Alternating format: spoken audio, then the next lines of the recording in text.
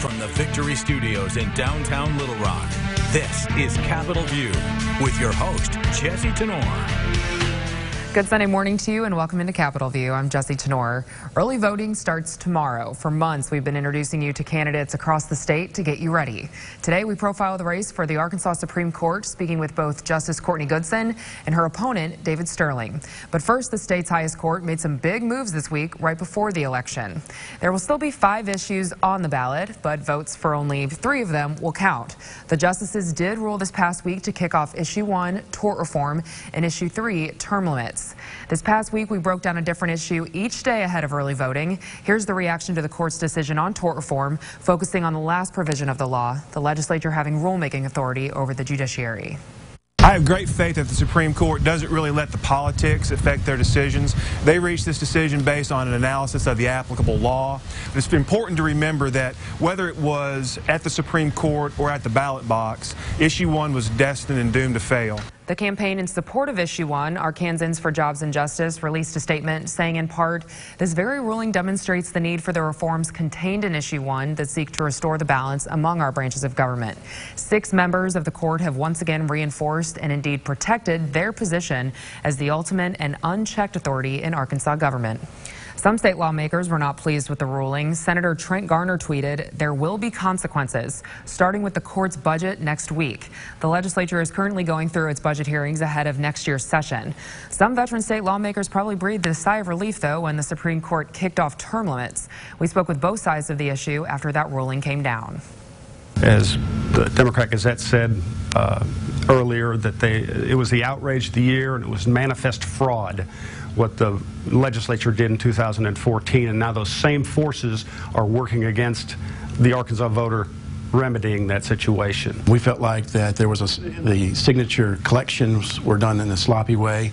I know the master that looked at the process found 14,000 signatures that should have been thrown off, and so we appreciate the Supreme Court's looking at it and doing their due diligence. The 3 remaining issues on the ballot still are drawing controversy. There's clear division between state lawmakers on Issue 2, which would strengthen Arkansas's voter ID law by changing the Constitution.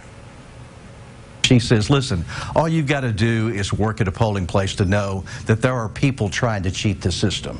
Happens all the time. Voter ID does protect that. The only fraud that a voter ID would cut down would be voter impersonation fraud. And we don't see that across the nation. We don't see that in our state. Moving on to Issue 4, that would authorize 4 casinos and sports betting in the state. The social issues at play split the 2 opposing campaigns. Look at what's happened in other communities with casinos, and you haven't seen the rise in crime. You haven't seen any of this other stuff that the opponents will say. What you've seen is an increase in jobs, an increase in economic opportunity. This is a bad bet for the people of Russellville, a bad bet for the people of Pine Bluff. If you look at neighboring states, their poverty rates are just as high or higher than Arkansas.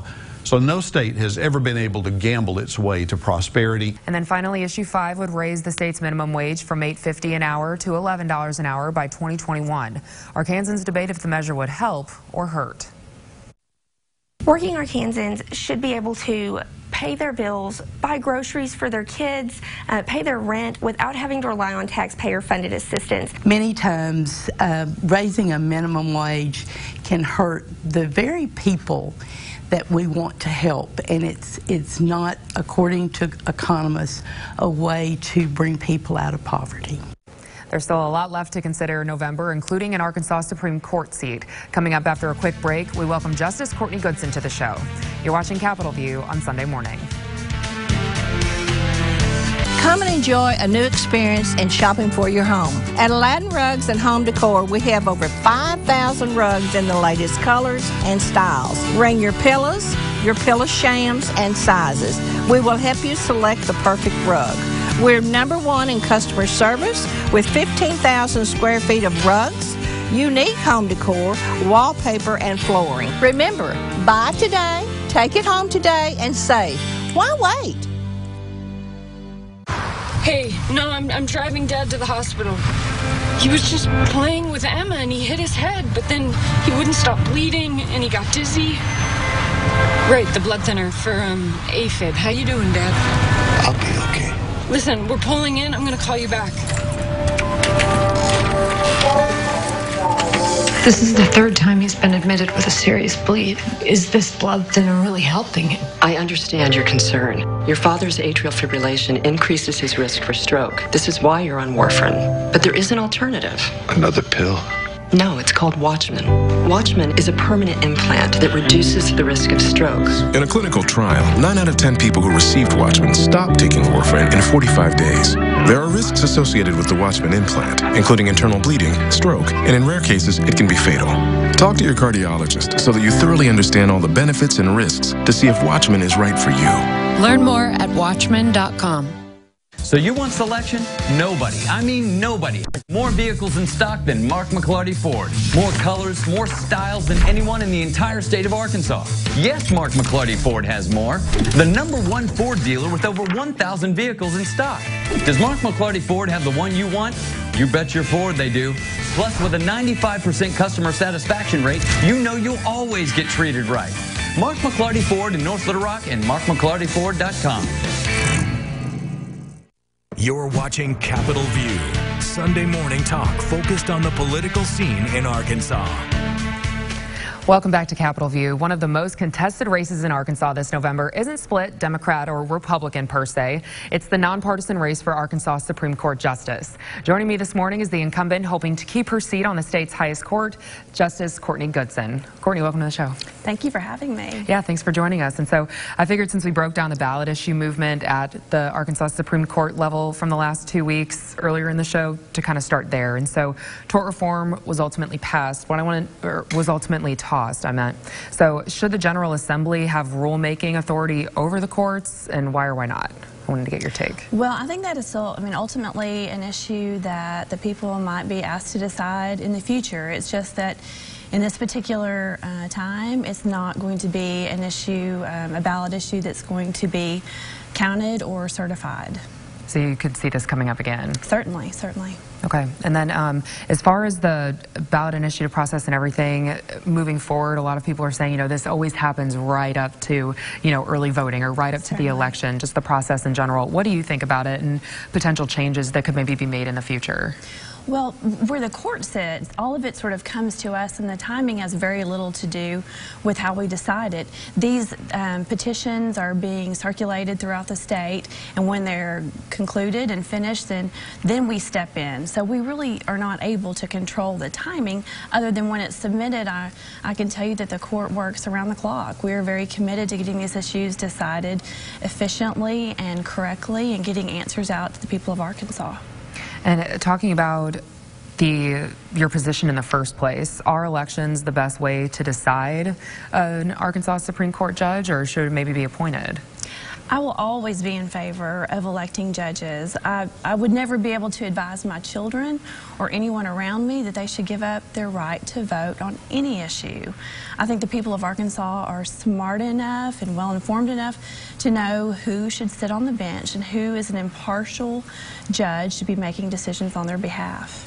So circling back, that's why people should ultimately have the decision if the legislature would have more power over the courts? In your opinion? I do. I think, the power has always been in the people. The power should be with the people. And the legislature and the courts have no power unless the people say so. And sometimes we get that backwards in state government. So I am a big advocate in people being able to vote on all kinds of issues, and certainly as to who sits on the Arkansas Supreme Court. Can you get into the tort reform decision at all, since it probably was the biggest one that people were kind of waiting for? Well, what we have is we have a period of rehearing at times, and so I should refrain from speaking as to the merits of it. Sure. That's why we were kind of talking before the interview, too, that kind of campaigning and then serving is kind of a whole different breed. So let's get into your election, though, a little bit. So I'm sure it feels oddly familiar to your run for Chief Justice because of these dark money attack ads that have been kind of following you since then. So I wanted to get into that. Of course, Judge Kenneth Hickson won Pulaski County during the May election, and that's the state's largest county, but then you did pick up a lot of counties really around the state. But when you look at that, that's where potentially some of these ads weren't airing. And so moving into this election, since early voting does start tomorrow, how do you see these ads impacting the runoff? Well, I can only review what happened, and back in May, you will remember that in the last 21 days leading up to the election, dark money funneled over $2 million into our state to buy this seat on the Arkansas Supreme Court. And that is very alarming for so many of us because it's an out-of-state group. They are faceless. We don't know who their donors are, and we don't know what their agenda is. So certainly, a large amount of money being funneled into our state in a way to impact an election that should be local it's very alarming, and it should raise flags in everyone's minds that the people who are behind that don't have Arkansans' best interest in mind. And for me, this is an opportunity to be a part of something much larger than me, and it's to send a message to these people in Washington, D.C. that Arkansas courts are not for sale. And you actually kind of changed positions a little bit. Usually you're on one side of the bench, then you went to the other to go to court to fight that. But even though there was a decision that came down, I mean, they're still running, right? The ads are still running? Where does that stand? Well, as far as I know, there are no ads that are running that have that are full of the lies on television. Now, this dark money group has repackaged itself, and they are sending out mailers.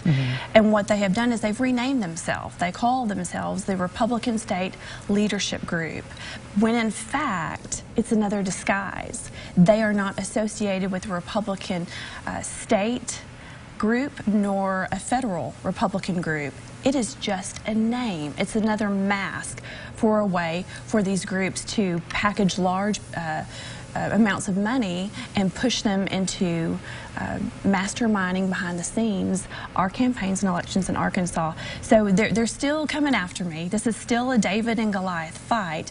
They've just repackaged themselves into making people think that it's a Republican group when in fact they have no affiliation with the Republican group.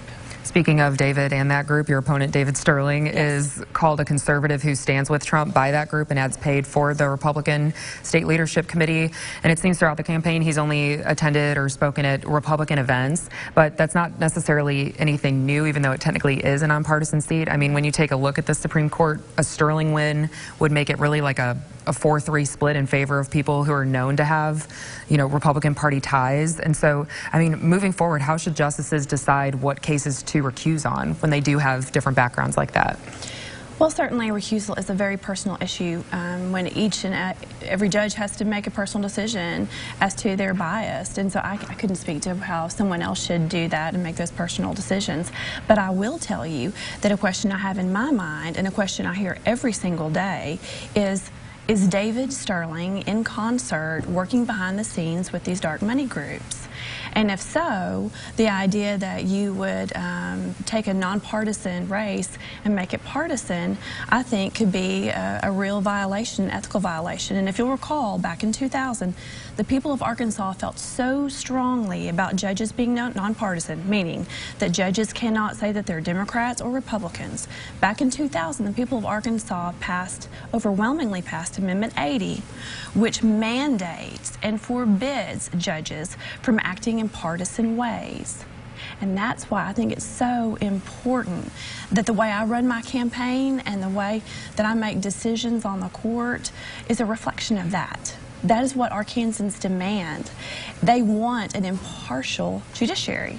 We know the legislature is important. They make policy choices on behalf of the people. They're lawmakers, and we respect that. But we need our judges to be set apart. It's a third branch of government. It's an important job, but it's one where if you walk into the courtroom and you look at the judge behind the bench and you see that black robe, that should be a symbol of independence, of impartiality, of getting a fair shake. And if you see a candidate running a campaign or being in concert with people who are willing to break the rules, which is breaking the constitutional mandate to not do it, it should make you ask the question. If you're willing to play fast and loose with this constitutional principle, are you willing to uphold the other constitutional principles? Well, Justice Goodson, thank you so much for coming in and breaking down your campaign and a bunch of things that have happened up until this point. Well, thank you. When we come back, you'll meet Justice Goodson's opponent, DHS Chief Counsel David Sterling. You're watching Capitol View on Sunday morning. Sonic's $2.99 Car Hop Classic. A juicy quarter-pound double cheeseburger or a flavorful signature slinger with crispy tots. A deal so nice, you should order it twice. Because it's only $2.99. Hurry in for a Car Hop Classic. And try order ahead to get happy hour anytime. Cracks in your walls? Sloping floors or soft spots? Is your house falling down around you? There are many warning signs of foundation issues, and your home may already be breaking, so don't break the bank too. Get a professional opinion from a name you can trust. Phillips Affordable House Leveling. Hi, I'm Missy Gibson. My family and I would like to invite you to see all that John Gibson Auto Sales has to offer. We have one of the largest, most diverse, and newest inventory of any buy here, pay here dealers in the state. We have cars, trucks, SUVs, motorcycles, ATVs, campers, performance trailers, and boats. Whether you have good credit, bad credit, or no credit, we will finance you. Check us out at johngibsonautosales.com and we will have your purchase ready when you get here. At Arkansas Spine and Pain, we love being a part of the family that is our great state. Our mission is to help every family we can live pain-free lives so you can get back to taking hikes, walking the dog, giving your kids and grandkids piggyback rides. Give us a call today at Arkansas Spine and Pain and get out of the cycle of agony you're in. You deserve to get your life back ASAP. Time was French Hill at least pretended he's one of us. But things change when politicians get to Washington. As congressman, French Hill votes like a D.C. insider. For the insurance companies, he voted to deny protections for pre-existing conditions. For the rich, a tax bill benefiting millionaires like French Hill. And he voted for more debt that threatens cuts to Medicare and Social Security. So take a look at French Hill now. He's changed. DCCC is responsible for the content of this advertising. Let Trailers Direct of Little Rock be your trusted trailer consultant. We are proud to carry a large selection of Doolittle trailers. Let our knowledgeable staff help you get the right trailer for the job. We also have rentals. Call or visit Trailers Direct of Little Rock today. The new Sonic Signature Slinger for under 350 calories. Featuring a Sonic patty made with 100% pure beef, mushrooms, and seasonings. Say yes to flavor. Say no to guilt. Then say yes to flavor again. For a limited time, try new Sonic Signature Slingers. Prepare to order and starting at just $1.99. You're watching Capitol View, Sunday morning talk focused on the political scene in Arkansas. Welcome back to Capitol View. You just heard from the incumbent for the Position 3 Associate Justice seat. Now joining me in studio this morning is Justice Goodson's opponent, David Sterling. David, welcome to the show. Well, thank you for having me. Yeah, of course. And so kind of wanted to keep you in line with the same questions that I was asking Justice Goodson, just so the people watching at home can kind of get a good feel for both candidates. And so since we did spend a good portion of the show breaking down the ballot issues. Of course, the one kicked off the ballot that would have affected the judiciary is tort reform. So just when you're looking at it, should the General Assembly have rulemaking authority over the courts, and then why or why not? Well, this has been a frequent question I've been asked out on the campaign trail, and throughout the campaign I've told people that I'm running as a constitutional conservative, and along those lines I'm going to enforce whatever Constitution is set before me on January 1st if I take office, if I'm elected. So if it had stayed on the ballot, I was telling people that, you know, if the voters of Arkansas decide to amend the Constitution, and when I take office on January 1st, we will have an amended Constitution that I would enforce. Since obviously it's not going to be amended, then I'm just going to enforce the Constitution as it is. I don't think that it's really appropriate for a judge to really take a position on something like that. I think really what rules at the end of the day is the Constitution and the rule of law in Arkansas. So really defer to the people. Defer to the people and defer to the Constitution more than anything else. I mean, that's always the center of everything that I'm going to decide as a justice is what does the Constitution say? And as it stands with it off the ballot now, the Constitution is going to say exactly what it says right now as far as in relation to that. Of course, there's a couple other ballot initiatives that are on the ballot, so we'll see if the voters amend it in other ways. But as far as issue one, it's going to stay as it is. And then what about this process in general? I mean, whenever we're facing ballot issues, of course, there's going to be legal challenges, things of that nature. But just, you know, up to the wire like this, right before early voting and everything, should the process be changed?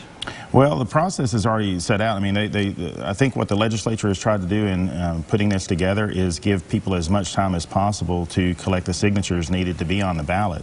I mean, if you really back it out from the election and see what the timeline is for turning in the signatures, for getting the cure period whenever you don't have quite enough signatures or you had some that were invalidated, there's a lot of things that are built into the system that really, if you're actually trying to collect those signatures over a 2-year period or a 1-year period, I mean, it takes a lot of time, so you really need as much time as possible. So you push it out to, you know, midsummer, and you hope that by the time the challenges that you know that are going to be filed, by the time that plays out, that you still have time to actually have it on the ballot or have it off the ballot. So the time frame is pretty squeezed as it is. I don't know how you make it any better unless you make the requirements to have people submit those petitions and signatures, you know, maybe a year in advance or something like that. But it's just a product of the way the timeline is laid out. Yeah.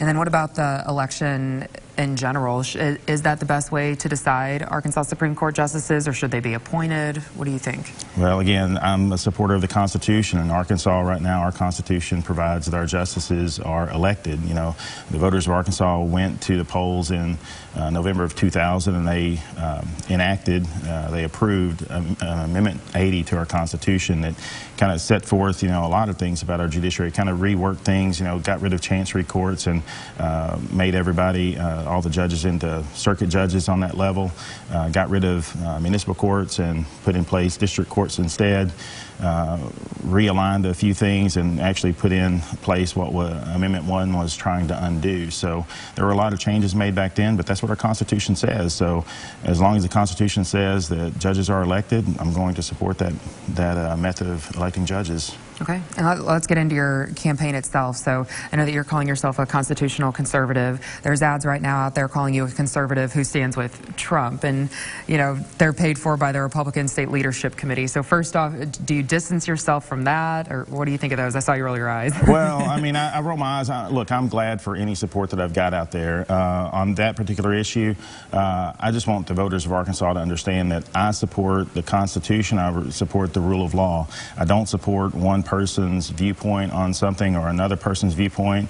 I mean, you know, I've been, you know, I work for Senator Hutchinson. I mean, I'm sorry, for Governor Hutchinson right now. I've worked for him for the last 3.5 years. I have, well, I support my boss, and I say that enthusiastically. I'm not saying that just because I work for him. I mean, I think the governor's done a lot of great things for this state, but I'm not taking sides in the election because it's a nonpartisan race, and I'm going to stay out of the other elections and so forth. And I'm not going to support President Trump. I'm not going to support Governor Hutchinson. I'm just supporting David Sterling for the Arkansas Supreme Court, and I'm going to support the Constitution more than I would any kind of politician out there on the campaign trail. So even though you've been attending mostly, well, it looks from social media and things like that, mostly Republican events and things like that, you don't think it's fair to say that if you win, then the Supreme Court would kind of be at this 4-3 of, you know, justices who have well-known Republican ties? No, I don't think it's fair to say at all. I mean, again, I'm going to support the Constitution and the rule of law, but I will say that I think it's unfair to say that I've attended mostly Republican events. I mean, obviously I've run in previous campaigns, and I identify with certain folks out there, and I mean, I met a lot of people in 2014, and I mean, that was an 18-month campaign. I met a lot of people, voters, active voters in 2013 and 2014 in that previous election. So to distance myself from them now, whenever those are actually people I know that go to the polls, and that's what I've been pursuing throughout this campaign. But I've attended Democrat events, I've attended Chamber of Commerce events, I've attended so many county fairs, I've attended so many fish fries, fire department fundraisers. I've attended so many civic events and everything all over the state, but it seems like some journalists want to focus on just the Republican events that I've attended, and I want to be very clear that this is a nonpartisan race, and if elected, I will be nonpartisan in the way way that I conduct myself on the court. And then what about Justice Goodson is saying that this group, the same one that put out the ad calling you a conservative standing with Trump, is the same one running those dark money ads that have been following her forever. I know that you've distanced yourself from those, but have you gone so far as to denounce them or anything? Where are you at right now on where all of this is? You know, that's just, in my opinion, that's just a side issue that's going on. This is a dispute that took place between Justice Goodson and some of these third-party groups, or at least one of these third-party groups back in 2016 when she ran for Chief Justice. And, of course, when she lost that race, she had to go back and finish out the last 2 years of her term, and that's where she is right now. But, you know, they came in and criticized her in 2016. She lobbied back some insults at them. They lobbied back some insults at her, and it's been this dispute between the two of them for the last 2 years. And, of course, they've gotten back in here. She's called them faceless cowards, all kinds of disparaging words, you know, lobby at them. And so it's just this sideshow that's going on. But I haven't criticized Justice Goodson at all during my campaign. I've focused solely on my campaign, solely on my positive message, solely on my judicial philosophy. I mean, I think that's really what it comes down to at the end of the day, is what is your judicial philosophy? And I've been offering the people of Arkansas that alternative. I call myself a judicial conservative who is focused on the Constitution, who is an originalist, who is a textualist, who believes in judicial restraint, and at the end of the day just really focuses and understands the separation of powers between the different branches of government, understanding that judges should not legislate from the bench but should leave that to the legislature and the people who elect the representatives to the legislature. We saw something kind of interesting come out of the three-way race back in May. Judge Kenneth Hickson, who ended up losing, and then you guys moved on to the runoff, he actually still won Pulaski County, which is the biggest county in the state. So how do you go about making sure that those votes then translate to your base in the runoff? Well, first of all, I mean, Pulaski County was a three-way split. I mean, he got 33.6. I think Justice Goodson got 33.3, and I got 33.0. So it was really 33% each way. So it wasn't much of a win not there. Not a landslide. Yeah, not a landslide. But the way I saw it was 66% of the people in Pulaski County and pretty much two-thirds of the state of Arkansas voted against the sitting incumbent, you know. So I think that, you know, the way I see that is people are looking for a change on the Arkansas Supreme Court, and I represent that change, and I hope to get that support of the people who are wanting to see that change. All right. Well, hey, David, thank you so much for joining us in studio and breaking down your campaign. Okay, thank you so much. And stay with us. We're back to wrap it all up after this. You're watching Capitol View on Sunday morning.